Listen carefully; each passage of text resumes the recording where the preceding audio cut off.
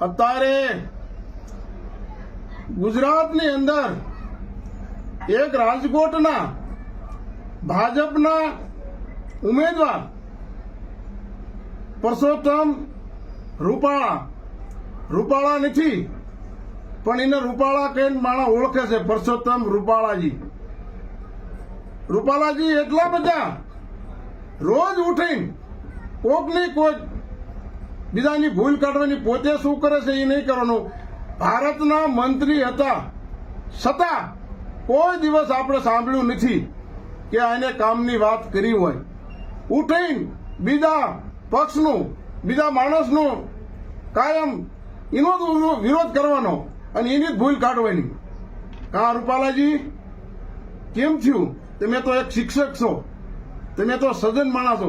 અને ખરેખર આ રૂપાલાજી છે ને એ રાજકીય માણસ નથી, આ તો એક હાસ્ય કલાકાર છે અને આ ડાયરાના માણસ છે. અને ખરેખર હાસ્ય કલાકાર બનવું જોઈએ, ડાયરો કરવો જોઈએ, આ ડાયરામાં હાલે. અને આવી અભદ્ર ભાષા જે આ દેશના, ભારત દેશના ક્ષત્રિય સમાજનું જાહેરમાં કોઈ સમાજમાં જાય છે અને એક સમાજને રૂડું લગાડે છે અને આવડા મોટા ભારત દેશના ક્ષત્રિય સમાજને ઘોર અપમાન કરે છે. કે અંગ્રેજીની વખતમાં રોટણીની બેટી જે મહારાજા નમ્યા અને આવા વ્યવહાર કર્યા. મારે એટલું કહેવું છે રૂપાલાજી, તમને શરમ થવી જોઈએ, શરમ. કે દેશમાં રાજા રજવાડાએ અને આ ક્ષત્રિયોએ, રાજપૂતોએ દેશ માટે બલિદાન આપ્યા છે, દેશ માટે માથા આપ્યા છે. પછી ગાયોની વાત હોય કે બેન દીકરીની આબરૂ લૂંટાતી હોય કે કોઈ પણ એક વાત હોય અને ક્ષત્રિય સમાજને ખબર પડે કે આ અન્યાય થઈ રહ્યો છે, ત્યારે હવની પહેલા ક્ષત્રિય સમાજ આવી અને મોર ઉભા રહેતા હોય છે. એટલે એને યાદ કરવા પડે છે. તમારી જેવા ઈ નથી. તમે એક છે ને હગા ભાઈ માટે એક ધોરીઓ ને જમીન નો આપ્યો, ધોરીની ધોરી હાટું ધારિયા ઉડાડો. પણ આ તો મારો ક્ષત્રિય સમાજ છે. વર્ષોથી, આજ નહીં, બધા સમાજને ઉપયોગ આવેલા આ ક્ષત્રિય સમાજ છે. કોઈ પણ એમ ન કહે કે. અને ખાસ હું માલધારી સમાજમાંથી આવું છું. હું તો બહુ નાની ઉંમરનો માણસ છું, પણ જે અમારા વડવાઓ જે વાત કરતા રાજા રજવાડાની, જયારે એમને બલિદાનો આપ્યા હોય, જયારે બેન દીકરી વિશેની વાત કરતા હોય, ગાયો માટેની વાત કરતા હોય, ગાયોના ગૌચરની વાત હોય, કબૂતરો બનાવવાની વાત હોય, ગામની અંદર રામજી મંદિર બનાવવાની વાત, ગાયોના ગોંજરાની વાત હોય, ત્યારે હવની પહેલા ક્ષત્રિયો આવીને ઉભા રહેતા હોય છે, કહેતા હોય છે કે લાવ આ ગાયોનું ગૌસર, આ રામજી મંદિર આ બનાવો, આ ગાયોનું ગોંદરું. ભલામણા ઈ જે આપતા હોય એ આપે, એ રાજપૂત સમાજ આપે, ક્ષત્રિય સમાજ આપીએ. કે બાકી તમારું કામ ને કાંડે ઘા ઝીલવાનો એ નાની માના ખેલ નથી. ઈ આપતા હોય જ આપે. રૂપાલાજી, તમને શરમ થવી છે, શરમ. અને તમે ન આપો તો કાંઈ નહીં, પણ આવી રીતે અભદ્ર ભાષા બોલવાની અને એક બેન દીકરી માટે દેશની, તમને કાંઈ શરમ નથી. શરમ થવી છે. અને તમે આવા સજ્જન માણા ઉઠી અને આજ લાખો માણસ તમે જો રોતા હોય છે, અનશન ઉપર બેસવાનો વારો આવે છે, જાહેરમાં આવવું પડે એક બેન દીકરીને. પણ ક્ષત્રિય સમાજને કહેવા માંગુ છું કે મારો માલધારી સમાજ તમારી સાથે છે.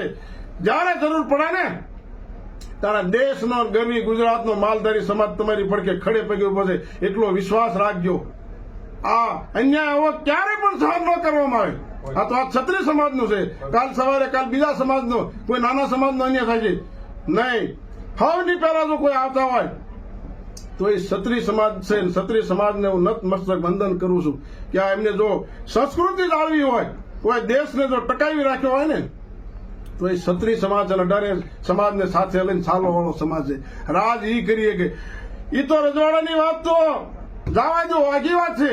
હજી મેં કદાચ રજવાડું નહીં જોયું હોય, પણ કાલ સવારની વાત, રાજકોટ સીટની વાત, કે જયારે નરેન્દ્રભાઈ મોદી સાહેબને લડવાનું થયું, તેથી એ જ રાજપૂત સમાજ વજુભાઈ વાળા સાહેબે કીધું હતું, સાહેબ મોદી સાહેબ રાજકોટમાં આવતા રહ્યો, તમારી સીટ હું ખાલી કરું છું. એ ખાલી કરી બતાવે. એ જ રાજકોટની અંદર ત્યાં જ તમે નગારા ઘા દીધો, ત્યાં ક્ષત્રિય સમાજનું એને સીટ ખાલી કરી હોય અને ત્યાં જઈને તમે વાત કરો છો કે આ સમાજ આવો આ સમાજ આવો તો આવું ક્યારેય સહન કરવામાં ન આવે. તમે એક સીટ નહીં, તમે કાંઈ પણ ખાલી ન કરી શકો, તમે જાતું કાંઈ ન કરી શકો. અને જે જાતું કરે ને એના જ નામ રે, રાકાના નામ ક્યાંય ન રે. ભિખારી ભગતી કરે નહીં અને રાકા ભજે નહીં રામ. પણ આ તો દાન દેવા દોયલા, આ તો ક્ષત્રિય સમાજના કામ, આ તો ક્ષત્રિય સમાજ કરીએ. કે બીજું કે રોજ ઉઠીને તમે જુઓ, કોઈ પણ એમ પૂછે કે રૂપાલાજી અમારે લાઇટ આવતી નથી, લાઇટના ઝટકા આવે છે, આમ છે તેમ છે, કોઈ ખાલી રજૂઆત કરે ત્યારે એને સતમાં એટલા બધા સગી ગયેલા કે હું તો કાંઈક છું, હું તો ભારતનો મંત્રી છું. ત્યારે બધાને એમ કહેતા હતા કે સડા થાંભલે અને બે હાથમાં તાર ઝાલી લ્યો તો તમને ખ્યાલ આવે લાઇટ આવે છે કે ના. આવી મસ્કરી ખેડૂતની કરતા હતા. ઈ આ રૂપાલા છે. બીજું કોઈ દવાખાનાની વાત કરે કે દવાખાનામાં ડોક્ટર નથી, દવા નથી, 108 ટાઈમે આવતી નથી. ત્યારે એ વળમાંથી બોલતા હતા કે 108 તો અમારી દીધેલી છે, અમે દીધેલી છે ને એ 108 માં કોઈ સરતા નહીં. રૂપાલાજી તમારા એકલાની નથી, ટેક્સ તો અમે ભરવી છીએ, અમારો એક છે. તેને તમે વાયડા કરતા કોઈ 108 માં સરતા નહીં. અને હાંડિયા ગાડીમાં સડજો અને હાંડિયા ગાડીમાં બાટલો સડાવજો અને હાંડિયા ગાડી હાલી જતી હોય, હાંડિયો લીમડો ખાતો જતો હોય, તમને બાટલો સડતો જતો હોય, આમ બાટલાનું પૂરું, આમ તમારું પૂરું. આવી મસ્કરી તમે કરતા હતા. શરમ થઈ ગયું, શરમ. આ ક્યારે સહન કરવામાં નહીં આવે.